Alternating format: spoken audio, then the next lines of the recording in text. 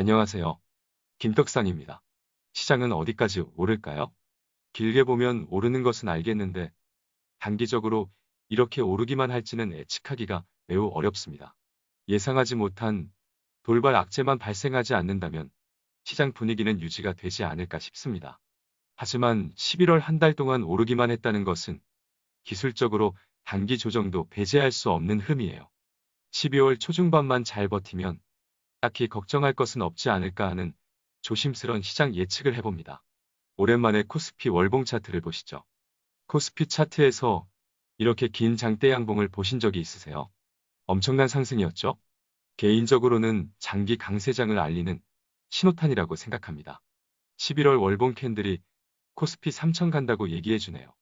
하지만 건전한 강세장을 위해서라도 12월 한 달은 재미없게 흘러가는 것이 좋을 거예요. 그러니 12월 한 달 동안은 욕심을 부리기보다는 혹시 뭐를 조정해서 저가의 좋은 종목들을 매집하고 강세장을 준비하는 포트를 정비해가는 시기로 삼으면 좋을 것 같습니다.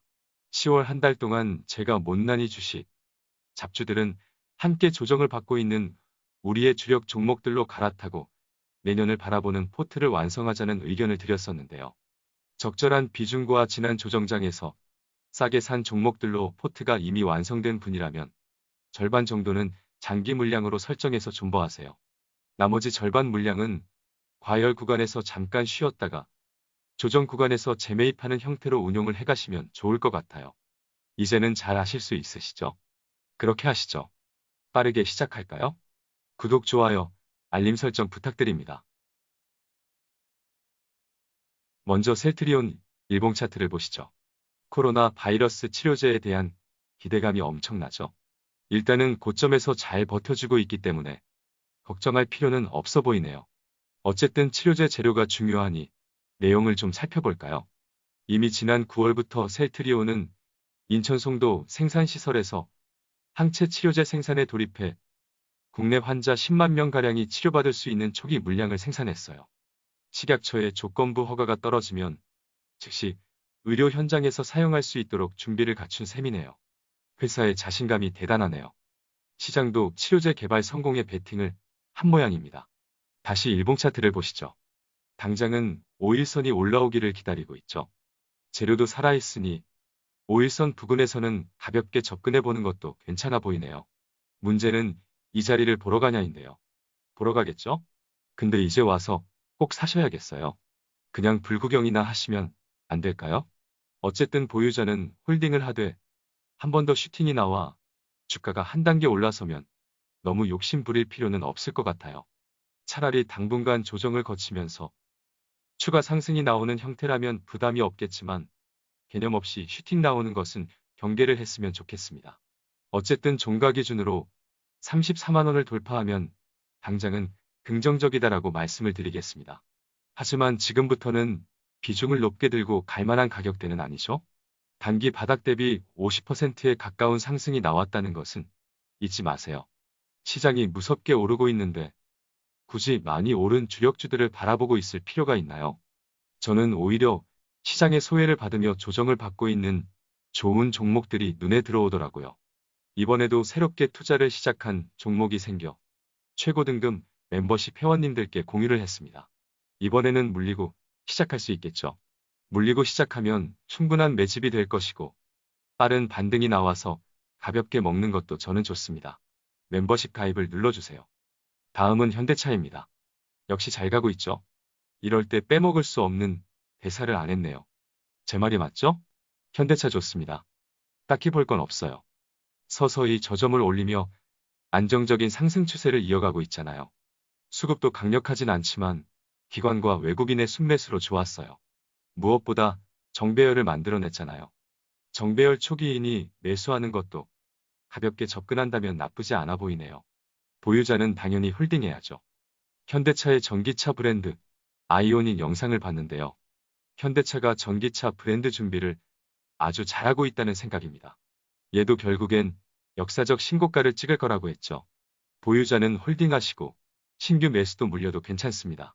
내년에 박 터지면 꼭 기억해 주시고요.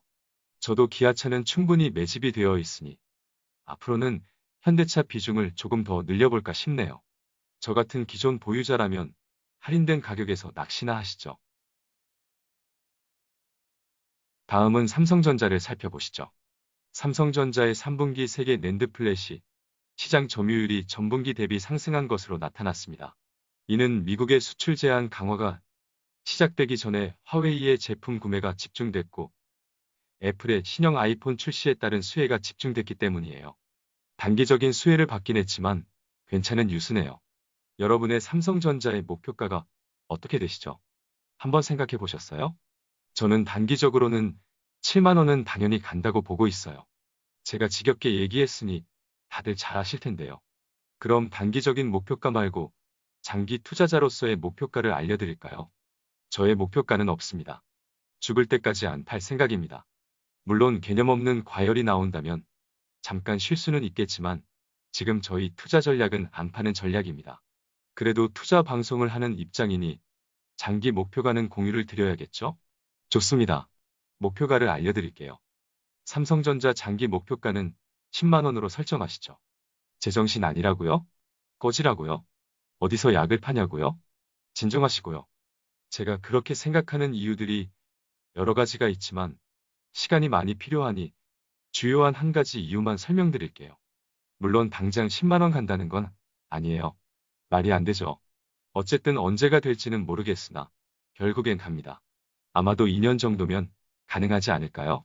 오바를 조금 하면 내년 하반기에도 가능할 수도 있고요. 삼성전자가 10만 원까지 가기 위해서 가장 중요한 사업이 바로 비메모리 파운드리 사업입니다. 삼성전자가 엄청 공을 들이고 있는 분야죠. 비메모리 사업이 잘 성장해 간다면 삼성전자 10만 원은 전혀 어려운 가격이 아니에요. 삼성전자가 그동안 저평가를 받아온 이유도 주력인 메모리 반도체에 대한 멀티플이 높지 않았기 때문인데요.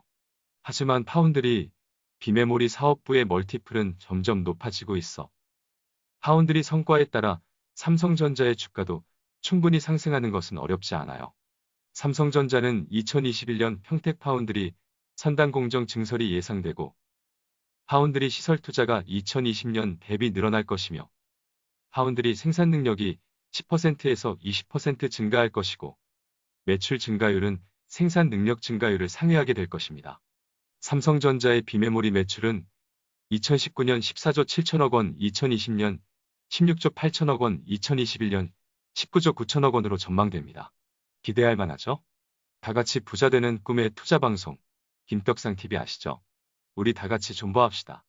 오히려 조정 오기를 바라며 더 삽시다.